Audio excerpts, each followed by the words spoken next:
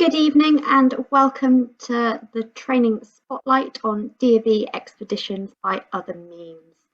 I'm Amy and I'm joined by a number of other volunteers and staff in the background. So we've got Steve, who is HQSO Duke of Edinburgh.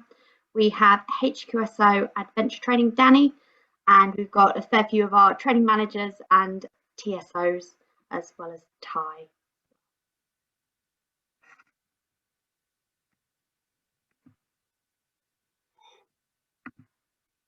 So, format of this evening's session, we will have a presentation and then there'll be the opportunity for questions and answers at the end. You should be able to see at the bottom of your screen a Q&A function. If you type your questions in there, we may well type some answers as we go through, but if not, we'll answer them at the end of the session. So, modes of travel.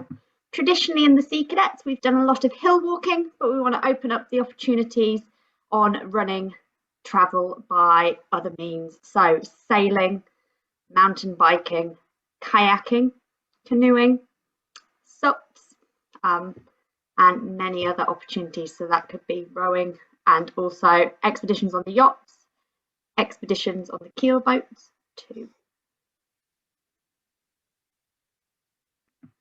So I'll hand over to Steve for the benefits. Thank you, Amy.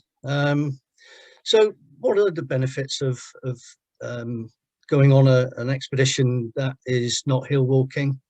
Well, we in the Sea Cadets, as you know, utilise all of our skills that we have through the Sea Cadet experience.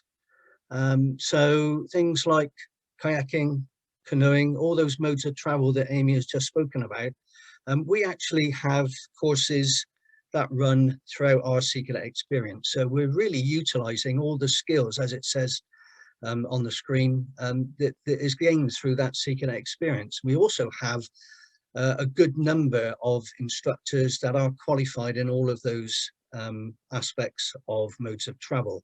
So mountain biking is one of the latest methods that we are utilising, and I understand that mountain biking is being funded so that there are a good number of those bikes around that we can utilize and borrow. So that'll be spoken about a little bit later.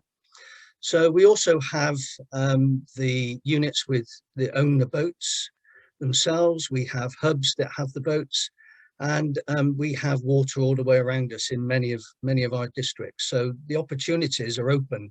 And they are all of a challenging nature because it's something that we do, but doing an expedition by water is something a bit different. We'll talk about a little bit later the ones that we've taken at gold level, but they are of challenging nature all the way throughout. And also going through the locks is something that we wouldn't normally do when we go out on a boating activity. So it's something that we would need to include in all of the training that we have. And then there's of course all the problem solving. So it's not just navigation that we need to think about. It's what happens if there's an issue with a rudder, with one of the oars. How do you solve that? And of course it's a unique experience. We utilize our craft, our mountain bikes, just for our training purposes normally, but this is offering you an opportunity to get out there and undergo some expeditions, as well as gaining your Duke of Edinburgh's award scheme. That's that one, Amy. Okay, so how do we staff an expedition? Well, first of all, we are going to need a supervisor. So it's someone that is suitably experienced. They have to have a qualification. And again, we will be talking more in depth about the types of qualifications required a little bit later on. They've also got to be competent in the mode of travel and also familiar with the team. So they have to know their team. They have to know their weaknesses and strengths so that they can help them and guide them along their route to success. Because we don't have failures in Duke of Edinburgh's award, we just have non-completions, and we don't really want any of those. So the supervisor has to be somebody that has that necessary qualification and experience to be able to help those young people gain their qualification at the end of the expedition and complete successfully. Now, the assessor is somebody completely different, because a supervisor doesn't need to be accredited through the Duke of Edinburgh's award scheme. The assessor does. They have to be an accredited adult. They have to attend a course, which is a one-day course, and that then allows them to assess in any mode of travel that they are comfortable in assessing. So again, they don't need to have a qualification. However, if they have one in that mode of travel, it does help. So the assessor is somebody that will look at, and again, we'll talk about 20 conditions. They will look at the 20 conditions of the Duke of Edinburgh's award scheme and make sure that the team or teams, if they're assessing more than one, are abiding by those rules and regulations that the Duke of Edinburgh's award set for us. Thank you, Amy.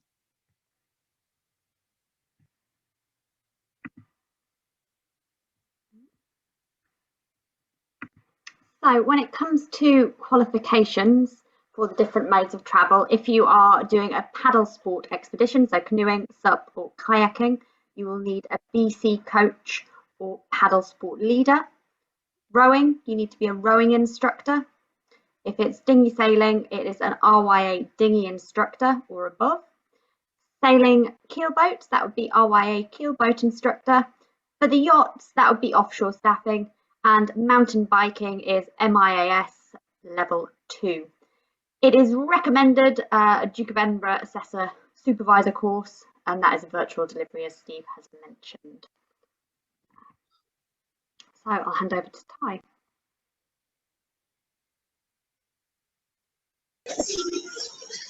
Brilliant. Well, thank you very much. Thank you. So the process of registering the expedition, going through the process, we just cover these 4 key points.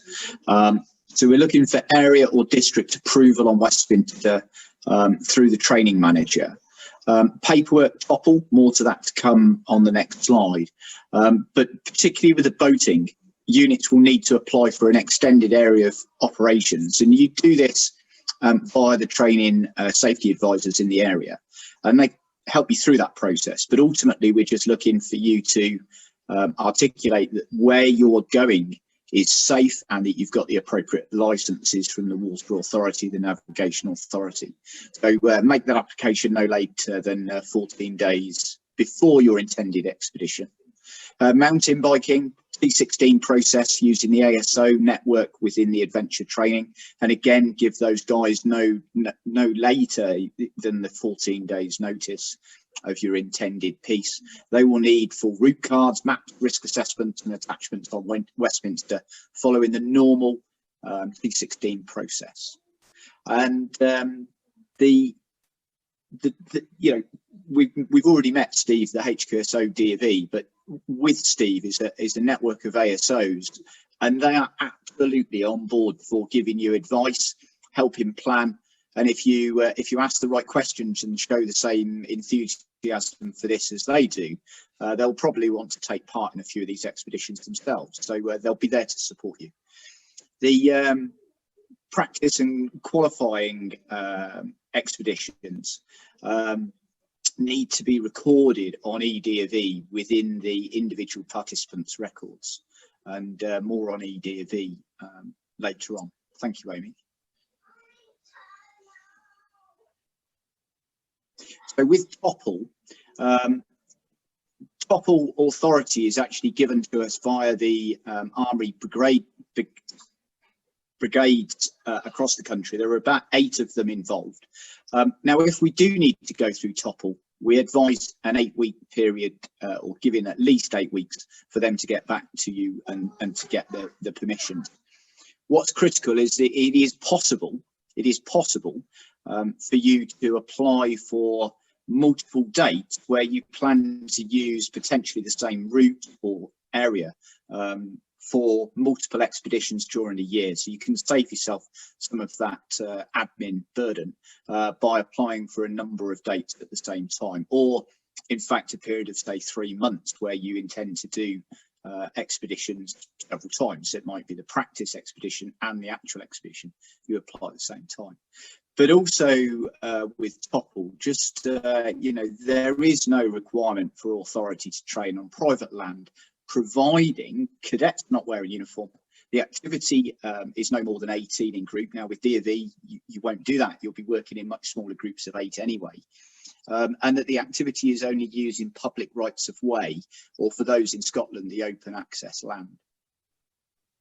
And again, you know, we've got an amazing team of ASOs with Danny, the HQSO, adventurous training. Any questions, just ask them, and they're there to help. And I know that they're very good at supporting that, and they'll help you get that land clearance. So I hope that's informative. Thank you, Amy.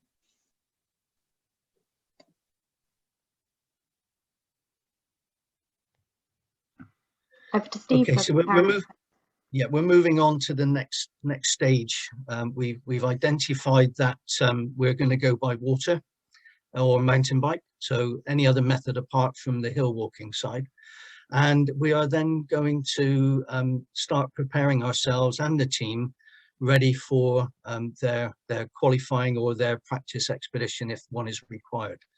So what do we need to do first? Well, we need to choose where we are going to go. We need to recce that place so that we know that it's safe, secure and accessible. If it's by water, we need to be able to get the boats into the water, whatever type of boat that we're using. We then have to, once we've selected that location, we need then to plan the route, and with the team, choose and select the aim for the expedition.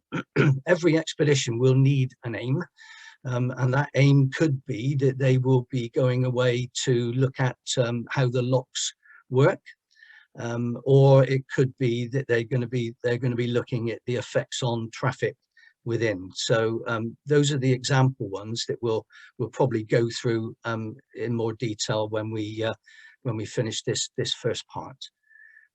So we need to identify what equipment are required. So it's not like a hill walking one where we have a kit list. We need to develop a kit list so that we know what we're going to be taking. Things like bailers are often left out of the equipment list, but it's something that you're going to need to have, because this country, as we can see at the moment, it's pouring down, there's rain everywhere, and the boats are going to get wet. So we really do need to think about what type of equipment we're going to be taking with us on our expedition. And then how on earth are we going to get the boats or the mountain bikes or the canoes, the paddles, over to the location that we're going to be using for our expedition? So again, it's the planning stage that we need to think about. All of this, just to interrupt the flow of things at the moment, all of this is where you can actually ask the advice of someone that is not an expert, but that knows all about that mode of travel, of what type of things are required. So if you've got your ASO paddle sports or your ASO sailing or your rowing, then have a word with them. Even if in your district you may have people that are experienced that could help you. It's not something that you need to do alone. We can help in any way that we possibly can. We also need to think about what type of kit the participant is going to take, and again, that will always depend on the mode of travel that you are going to select. When we use the Trinities, we are able to pack quite a bit of kit into a Trinity. But when you're mountain biking, or whether you are going out on a kayak or in a canoe, then you need to think a little bit more open plan, so that you can utilize the equipment that you take, but you don't really want to carry excessive amounts. You also then have to have a food plan, so your menu. And again, all of this is something that you can do within your units in the planning stages. There are on EDV and on the Duke of Edinburgh's Award main website ideas that you can have for working up a menu ready to go on your expedition. Then you need to think about you're going to be needing to travel. What are the joining instructions? And again, it's a good idea to place those up on Westminster as well, so that your participants can have a look. EDV is also a place that you can put in your ideas. And then, of course, the group qualification list. We need to think about who is going to be the coxswain if it's going to be a rowing boat, who is going to be the lead if it's going to be mountain biking, that sort of thing, that we need to decide on the roles and responsibilities within the group. So even in the planning stage, you need someone to think about the menu, someone to think about the transportation of the kit, what type of kit you're going to take, and then piece all that together along with the trainers, the supervisor, and even involve the assessor at some point to go over the plan that you have to make sure that you're doing everything that you should be. And there are two types of briefing that you will need to do. One is with the group itself, and the other one is between you and the assessor, you as the supervisor, that is, and the assessor, because you do need to formulate a plan between you, because there are two teams that are operating on an expedition. One is the one that's actually doing their DofE, and the other ones are the supervisor, the helpers, the taxi drivers, you know, the ones that are in the minibus that are going to take everybody around. So do think about the briefing. It's a very important part of preparing for an expedition. Thank you, Amy. Okay, so these are the example aims that I briefly touched on earlier. For waterborne expeditions, you've got a whole raft there that you can find, and this is not exhaustive. Have a look on the Duke of Edinburgh's Award website as well, because they have a vast number of resources there that you can utilize to be able to give ideas to your teams. The points along the river to measure speed of flow, and also the impact of boat traffic, is one that we used when we did the national expedition a couple of years ago on the Norfolk Broads. It's one that the participants found to be very useful, and it was encouraging to note the enthusiasm that they had for it as well. So bear that in mind when you're helping your teams to develop their aims for their expedition, and also their qualifying ventures at the end, that it's something that they want to do, not something that you're going to be pushing on to them that they're not going to take an awful lot of interest in.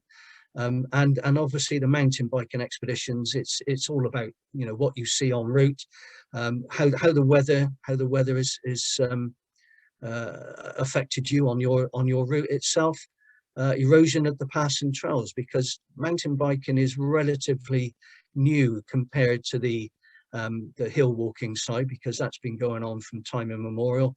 You know, how have the mountain bikes eroded the paths and the trails, and how have the people helped to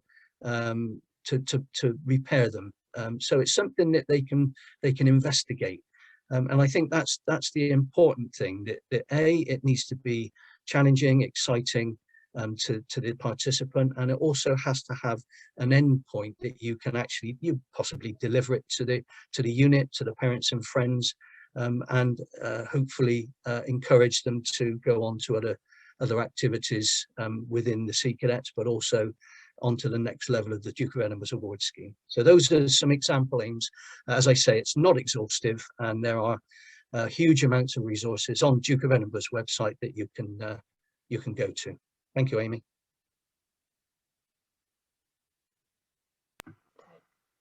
Hi.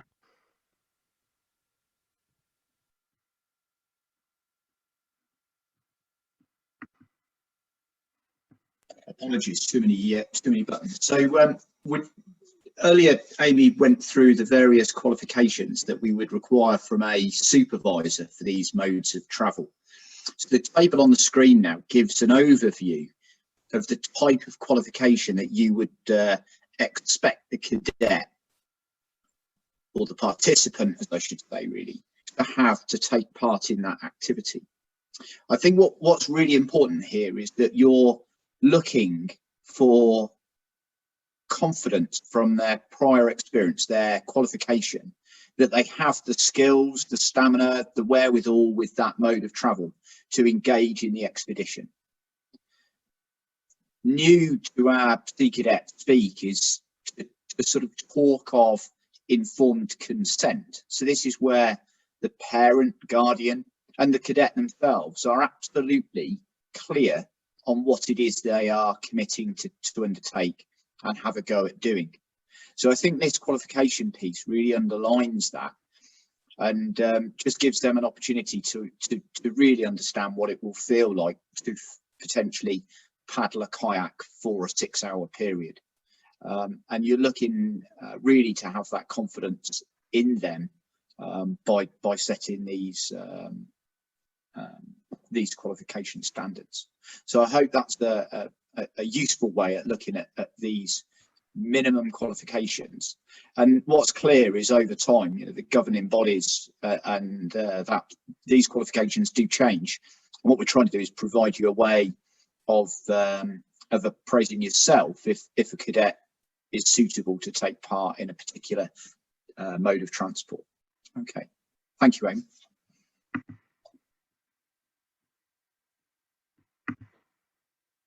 So now we're going to look at choosing kind of locations and how you choose an appropriate area. So a number of different resources available that are really useful for different types of activities. When it comes to dinghy sailing, the RYA have a useful web link, and they have several different dinghy trails on offer.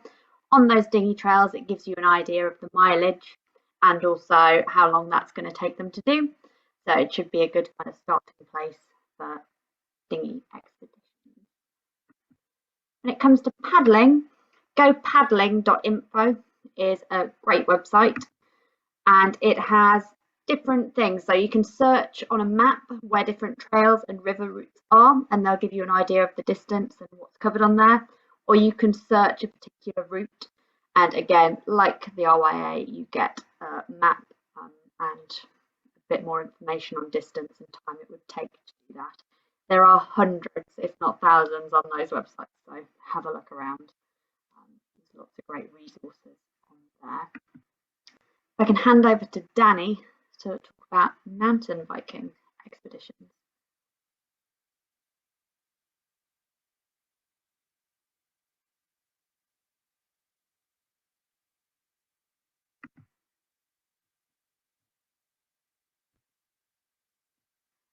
It looks like he's dropped off the call. So mountain biking. Sorry, Amy, I am here. Just for some reason I had a bit of a delay there, so apologies to everyone. I'm actually out for dinner, so I'm sat in a restaurant having this conversation with you all. Yes, so basically mountain biking, an absolute option. Looking at some of the comments that have been made, there's been a few comments around topple, etc. We'll sweep those up afterwards. Mountain biking is definitely there. It's a fantastic way for young people to get out and complete DofE. So Amy's put up some different options there. So Forestry England cycle routes and Let's Ride. There are a myriad of national cycle paths across the UK. So please try and make use of them. They go past units that are local to you. They go past other units that are nearby. So you can absolutely make use of those resources, engage with those other units and do what you can there. The routes are generally relatively easy. They're well signposted, they're well mapped, and they're well advertised as well. And there's plenty of information about them. If you still have any issues or struggles, please give us a shout, let us know. Similarly, specific kit such as bike bags, etc., give us a shout and we can try and get hold of those for you and get them out. And I will have a chat to Ty about trying to procure some kit for far more expeditions. And as you heard already, we are looking at some new mountain bikes later on into this year. Great, thank you very much. And as Danny said, the ASOs and HQSOs are all on hand to help in finding suitable locations for your expeditions. So I'll hand over to Steve. Thank you, Amy. Yeah, okay. So we're now down to the sort of nitty-gritty of when everything is being organized, set up. You're en route to your start point, wherever that might be. You've let everybody know where you're going and what you're doing. What we now need to consider is what the assessor is looking at when he or she is going to assess that particular group on their expedition.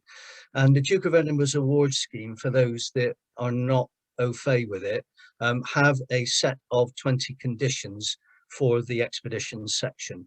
I won't go through every single one of them, but you can have a look at the first 10 that are on the screen at the moment, and it's all about things that the participants themselves have to take part in the planning. They have to have that aim that we were talking about. However, at bronze level, the leader can advise that and even set the aim for those participants, because bear in mind that we're looking at probably 14-year-olds. I know we have some older ones that are undertaking their bronze, but I think the majority of the time they are at the lower age scale. One of the main conditions is the number of participants that you have to have in a team. And the reason we're looking at 4 is for safety reasons. So we need to make sure that if for any reason that one person falls ill on the expedition itself, then you'll have enough people to be able to, to stay with them, and then a couple more to go and get some help if you don't have mobile phone network, etc. So that's one of the most important things. And then we have, particularly with the single participants, a single scheme of rowing, we will have a team of 7. Although if it's any tandem canoes or kayaks being used, then we can go up to a number of 8. We will talk a bit after the 20 conditions about the flexibilities that the Duke of Edinburgh's award have come in. So some of this may be superseded until the end of 2022, but the majority are still going to be required by the assessor for the group to meet. So we're looking at presentations at the end. Now, remember when we were talking about the aims, so they have to do a little bit of work, not just on the expedition itself, but prior to the expedition, with a bit of research to see what that presentation is going to look like. And again, it's something that they could agree with both the supervisor and the assessor of who they're going to deliver that presentation to. So it could be to the assessor. They could come along to the unit on a parade night or an open night, and the team can deliver that, or you can do an oral one at the end if that is something that you've agreed with them. But as I say, the 20 conditions are something that the Duke of Edinburgh's award have put together to make sure that the expeditions that those young people are doing have some form of structure, and also gives them an opportunity to have a challenging venture as well. When we talk about number 19 on the debrief, we really want the young people to tell us what they thought about their expedition, so that we can gain knowledge as well about what we can do in the future, and perhaps you as the leader or the supervisor can then make sure that if they go on to their next level, which we hope that they will, silver and gold level, they'll have a better understanding of maybe the equipment that they've taken with them, and whether it was deemed to be appropriate. So we'll go on to the next part. As I say, that these 20 conditions are readily available on the DofE website for you to take a look at. I don't think we need to spend too much time, because as I said, we do have, as the screen is telling you, DofE with a difference. So DofE with a difference is up until the end of 2022. And what it's doing really is allowing our young people to be able to continue their journey of their Duke of Edinburgh's award scheme, whether that be bronze, silver, or even gold, to be able to do that under our present conditions with the pandemic that we've got here, and also the regeneration of the Sea Cadet experience that we're trying get everybody back to parading. We're getting everybody back to outdoor activities, and particularly the Duke of Edinburgh's award scheme. So we're looking at different areas that we can complete an expedition. They have now been able to allow the gold expeditions to take place outside of wild country, so we don't need to go into that. They've also taken away the requirement to have a green form, so that is no longer required. The other flexibility, or in fact it's not a flexibility, it was the change that came in, saying that a bronze group do not need to undertake a practice expedition. They can go straight into their qualifying expedition. However, please make sure that they do have a complete understanding of the training that they've gone through to make sure that they complete successfully at the end of that. Now, the other difference, of course, is that one of the 20 conditions is that they must be under their own steam, so no motorized transport whatsoever. However, during these 18 months or so that we're looking at the DofE with the difference and the flexibilities coming in, leaders can use their motorized transport, minibuses, etc., to take them to the start point and then pick them up at the end point. And while we are unable to undertake any residential activity, so in other words we're not camping out, what will happen is that they will get picked up on day one for a bronze expedition, and they'll be brought back to that same point to start their day two by that leader using the minibus. So those are the sort of flexibilities that are on offer with that side of things at the moment. The other parts of this is that DofE have decided that they want to try to encourage all of the young people to be able to move on to another level from the one that they are already on. So what they're saying now is that this may not be the wording that Duke of Edinburgh's use, but we find it the most sensible to understand. So it's using the practice expedition as the qualifier for the level below the one that you are doing the practice expedition for. So let me just hopefully make that plain and simple. If you are undertaking your bronze qualifying expedition, it will also count as your silver practice expedition. And the same when you're looking at the gold level. If you're undertaking your silver qualifying, that will count as one of your gold practices.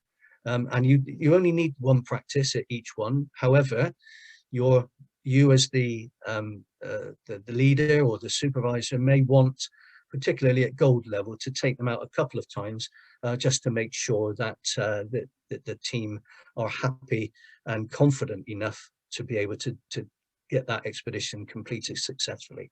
And the other point to this is that practice expeditions and qualifying expeditions can be delivered back to back. So in other words, you can go away in the summer holidays, you can go away for a 7-day period, and what you could probably do is that you could have your practice silver followed by immediately your silver qualifying, which would then count as well for your gold practice. So you're getting 3 hits in one with this one. They're also, as I mentioned earlier, all award levels are allowed to return home to sleep. They still must cook a substantial meal, but what it doesn't say there is that they also have to eat it. And this is one thing that the supervisors and the leaders tend to forget to tell their participants, their young people, that whatever they cook, that they must be seen to be eating it as well. The last thing on this particular section is talking about expedition assessors for silver and gold levels, whereas prior to the pandemic breaking out and the flexibilities being given by Duke of Edinburgh's award. At silver and gold level, the expedition assessors should not have been known by those assessors. However, during this period up to the end of 2022, all groups can be known by their assessor. Although at silver and gold level, they should not have taken part in any of the training of those teams on there. So hopefully that's giving you an oversight of the 20 conditions that you can have a look at, and also giving you an idea about the flexibilities. One last thing that I will mention is that there is also something called expeditions in restricted spaces, and those were developed for the secure estate or the youth offending institutions, where they shouldn't be allowed outside of the wall or the fence. So they can have an expedition delivered within the boundary of their secure estate. And the same goes for the expeditions, particularly at bronze and silver level, that can be used as well for those expeditions. So please have a look at that. It's on the DofE website, and it will give you valuable information about how to conduct an expedition in restricted spaces. And we are working on a presentation that will go out to all units later in the coming month, that will give you a better insight into restricted space expeditions. Thank you, Amy. Thank you. And over to Ty.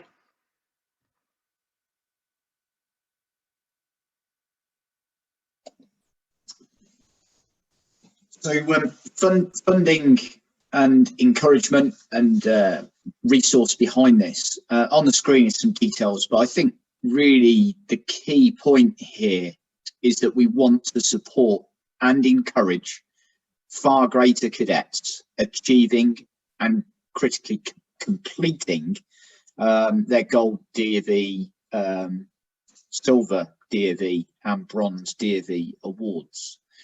So what we need to do is hear from you what support you do need and how we can work with you to supply that. So a few examples that came to mind our end just to share with you is that the MSSC is in this financial year making funding available for units to buy DofE equipment.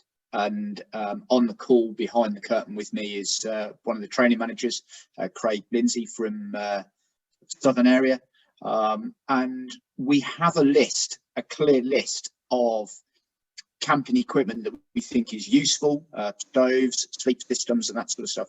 And in the next few weeks, details of that will be available on the TNA. We'll hopefully announce it during Friday comms.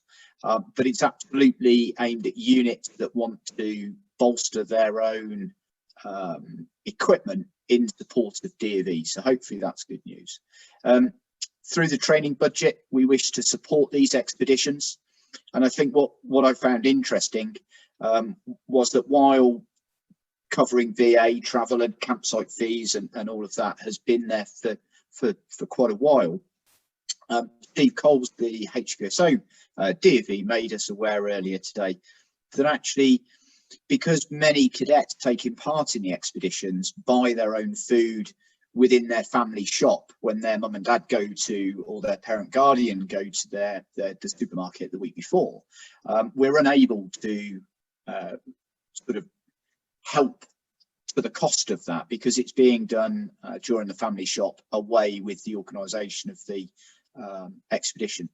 So where that might be a blocker for some cadets, absolutely do look at coordinating and including in your activity of prep purchasing of the food, maybe using a website or whatever.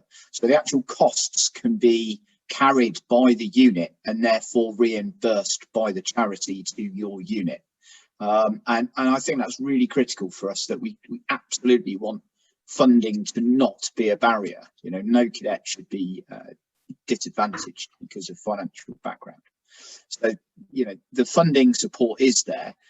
And anybody with questions on funding, your first port of call with this is the training manager within the area team. So please do talk to them. As an organisation, we have an amazing array of equipment, and Danny, the HQSO Adventurous Training, spoke of the additional mountain bikes that we're going to be adding this year.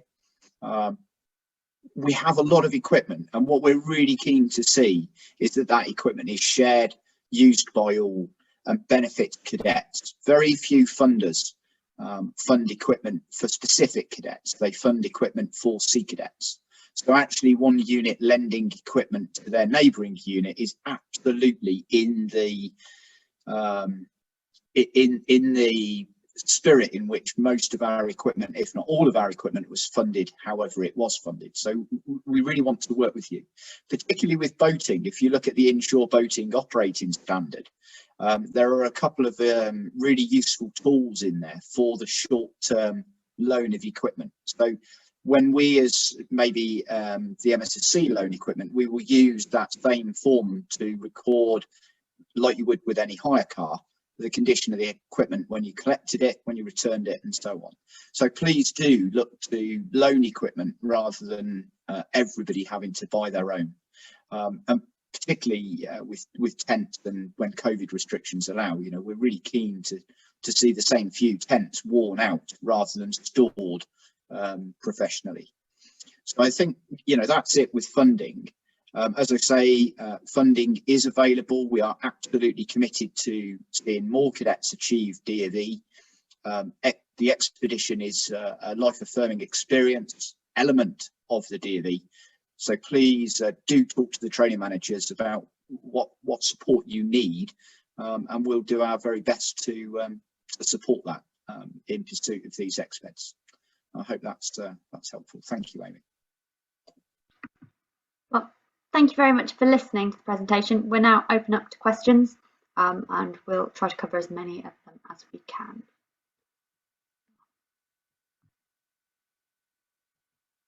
So I think we've answered a few as we've gone through, so you should be able to see those in the answers.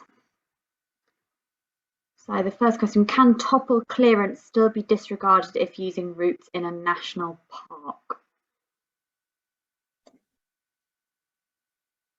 Is anyone able to answer that one out loud? I don't know. Does Danny want to come back in? Yeah, so I'm here, so I can jump back in. So there's two answers to this question. If you're using a public bridleway, public footpaths, etc., yes, provided it's in accordance with the ratios. The only time where that's not going to be the case is if you are on military land. And the specific reason for that being is there may be military live firing exercises that we need to deconflict with. But if the footpath is public, the bridleway is public, then absolutely yes, it's open access land. It's absolutely fine. Okay, so another topple one, and method of instruction and AT manual, and when will the TNA be updated? Do we have an update on that? Ty, have you managed to PDF that document yet? Thanks, Dan. We are very close to being able to issue the hill walking amendments, which will allow us to lift the current suspension.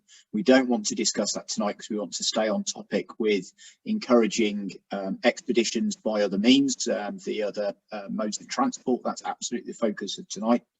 We do need to get the hill walking piece up on the website, and that's ready to go. We've had a thumbs up from the defence regulator just yesterday evening, so yeah, we're definitely working on that. I think also the TNA, you know, it's huge, and there's always going to be conflicting information on there when we change things. We'll be trying to make sure that that's all squared away in the run of next week. So certainly by the end of next week, hopefully the TNA is consistent with adventurous training and support of these expeditions. Okay. I think this one kind of links, and it may well be covered in the manual coming out, but when we are able to return to camping for the expeditions, what qualification will the supervisor require for the camping part of an exped?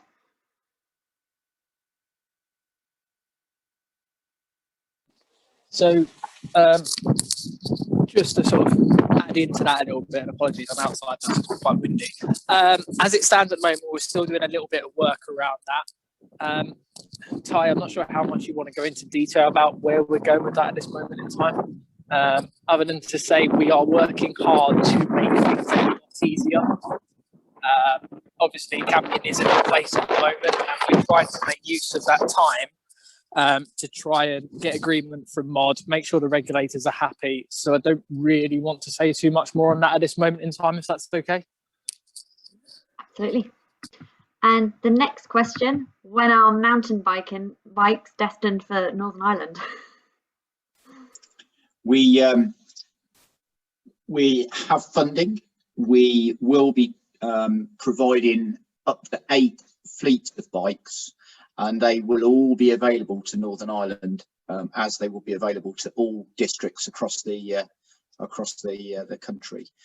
What I would be very interested in with sort of feedback from those over in Northern Ireland is if there are existing fleets of bikes owned by outdoor education centres or other organisations that we might be able to reach agreement where cadets from Northern Ireland can gain access to them, so that we can avoid ferry fares for moving trailers about. But hopefully that's helpful for those in Northern Ireland.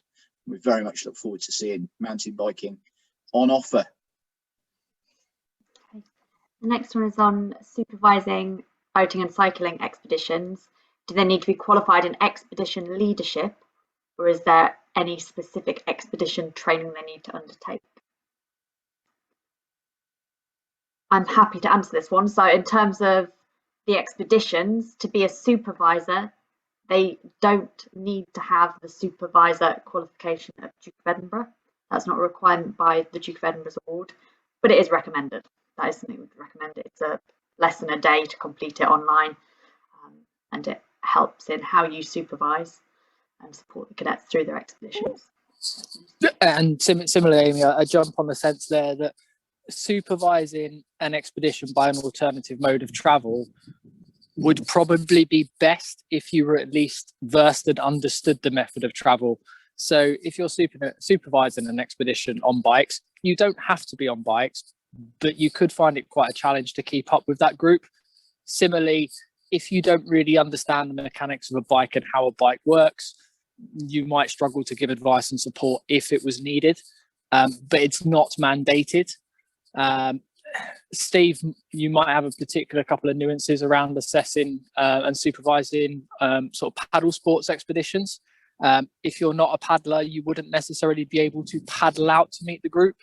If you're not a mountain biker, you might be in for a very long walk. Yeah, totally agree with that, Annie. It's a preferred option that you have some form of expertise, if you like, in the mode of travel. But as he rightly said, Danny rightly said, it's not a mandated requirement. But yeah, you could have a hefty sort of hike on your hands. I think this is a general one on Duke of Edinburgh, actually, probably for you, Steve. So some of the cadets set objectives for their sections that they have been unable to achieve due to COVID. Can they change the dates to restart these in the 3 to 6 months from now, or can they carry over from the original start date? Yeah, nice easy one to answer. You can select either one of those 2 options. You don't need to change the dates. You can just carry it over and continue where you left off. Yeah. Oh, this I think that's about hill walking. So this evening isn't about hill walking. I'll skip on from that. How much funding would each unit receive, or would this depend on the DofE uptake? So I'm guessing it's an application. Ty. Yeah, absolutely. So we're perhaps not really setting a ceiling on the money, but that doesn't really mean it's open-ended. We're looking to support equipment that allows and encourages DofE activity within the unit. So part of the application process will be explaining how that equipment is going to have a benefit and what that impact will be, and therefore, if the application looks like 6 tents, we'll look to support 6 tents. So it's very much down to the individual requirements, and some units might be funding to top up existing equipment or replace old equipment that maybe has been damaged or whatever it might be. So yeah, not really so much a ceiling to any individual bid, but obviously you know, appropriate to what the unit needs to support DofE. And will the funding be means tested? Not really. It might be one of the training managers want to come in and talk, because we've had experience with this where we've supported units with first aid equipment, and some of those units have received funding that the unit is actually independently wealthy, but that money is absolutely focused on a particular capital project the unit have in mind, and they've benefited from the MSSC support for first aid equipment. So I see no difference here.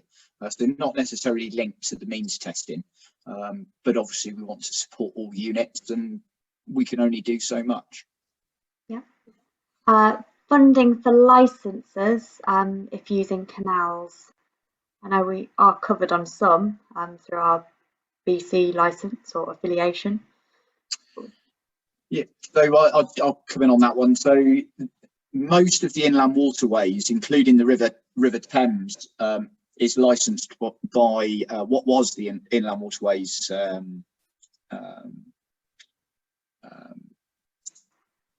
agency, is now the Inland Waterways Trust. And we don't pay British Canoeing for the license, and units are liable for the licensing of their own boats. So that license that is on the boat to allow it to be on the canal already is indeed the license that you would need for this expedition.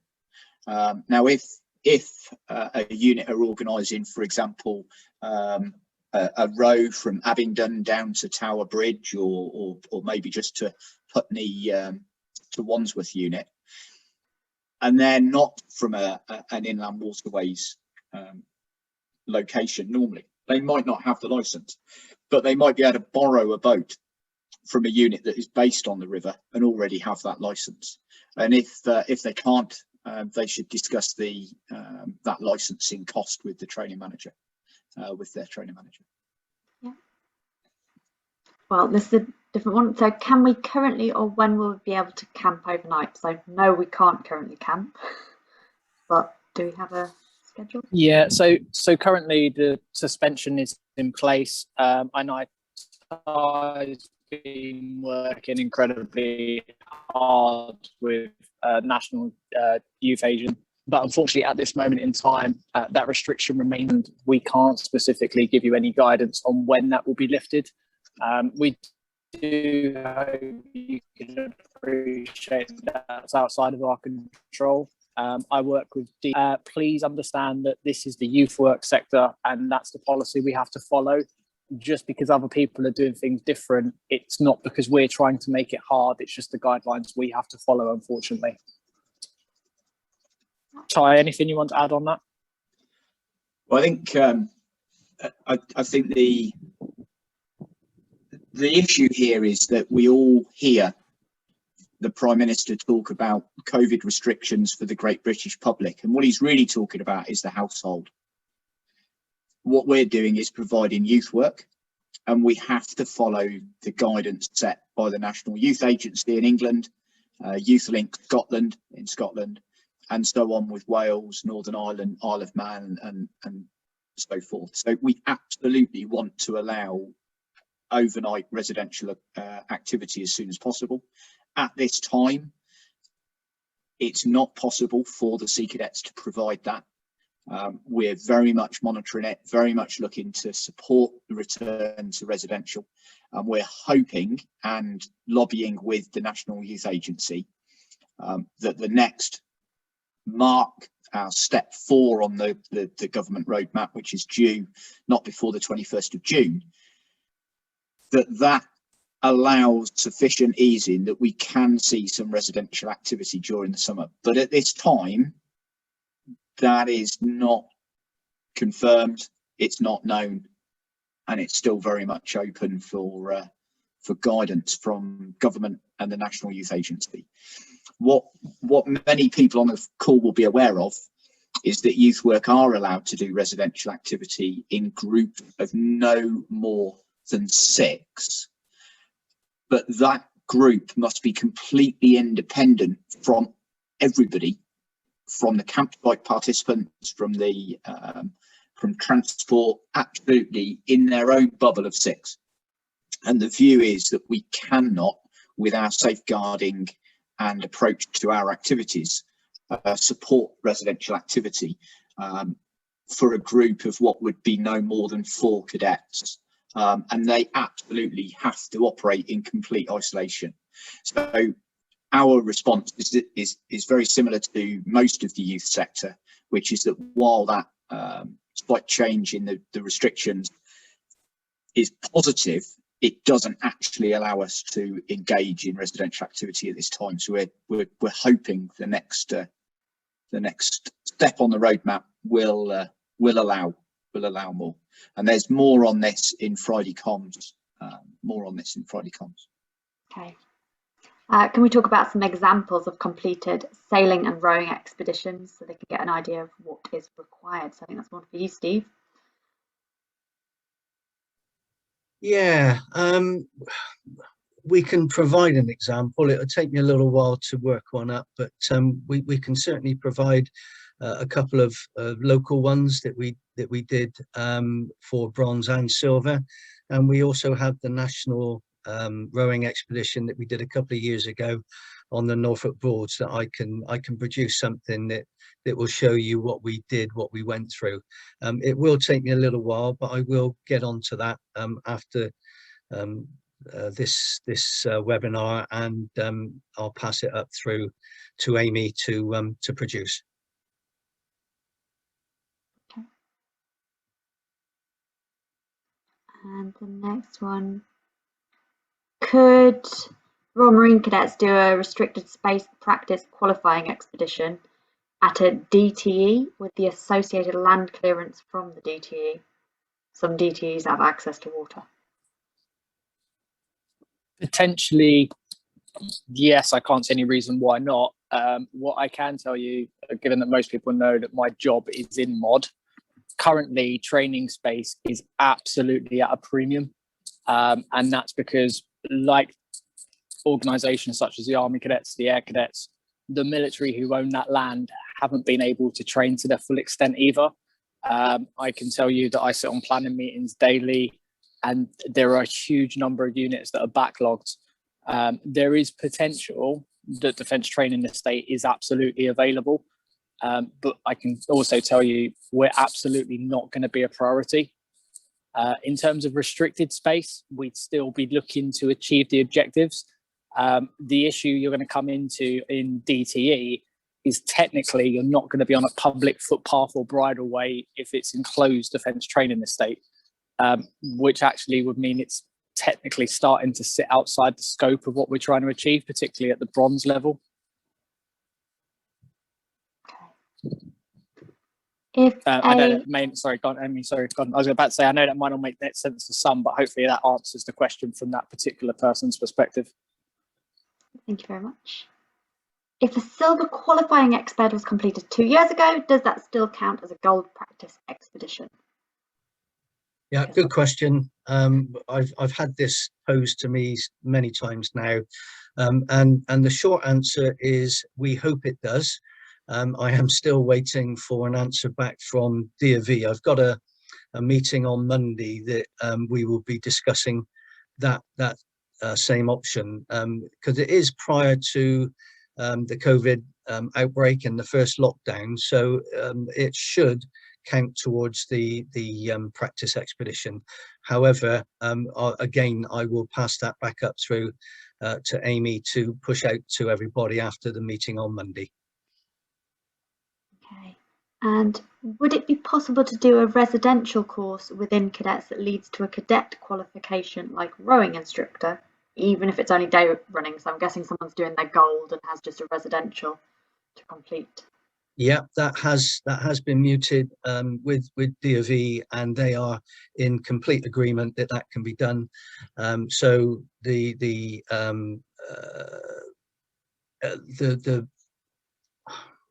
what am I trying to say? The residential activity is the course for rowing instructor. The fact that we no longer have at this moment a residential opportunity will not negate you from being able to use it as the residential section of the Duke of Edinburgh's award scheme. Hopefully I got out over that you understood. Yeah, well, that made sense to me. And, we've had a question about whether the slides be available. Yes, this session has been recorded, so the recording will be available on the Cadet Force Adult Volunteers content library on the TNA afterwards. Give it a couple of days on there. And we've had another person come in and comment on rowing expeditions and actually how good they are for those that struggle to walk or carry their kit and backpacks. And it puts across the ethos of the Sea Cadets. It's really positive. There. If you are struggling and you think alternative modes of travel will be difficult to run your expeditions, do contact your ASOs in whether it be waterborne activities or mountain biking AT, because it may well be an opportunity even though you don't think it is. So do get in touch to see if we can help there.